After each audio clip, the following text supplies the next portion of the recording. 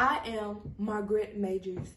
I was born on March 3rd, 1913 in Chicago, Illinois. My father, Monroe Majors, was a physician, lecturer, and author who was also politically active. My mother, Estella Bonds, was a trained musician who taught piano and served as a church choral director and organist. I wrote my first piece called Marquette's Street Blues when I was only 5 years old.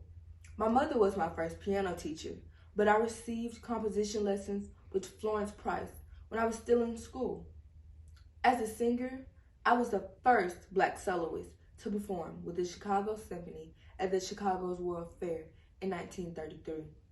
I received my degree in music from Northwestern in 1934 and even performed Florence Price's Piano Concerto in 1934. One of my most recorded compositions from the 1950s is Troubled Water from the Spiritual Suite for piano. I hate to brag, but I became such a good composer that when I showed Nadia Boulanger my piece, The Negro Speaks of Rivers, she told me I didn't need to study with her. In 1965, I wrote the piece Montgomery Variations and dedicated it to Martin Luther King Jr.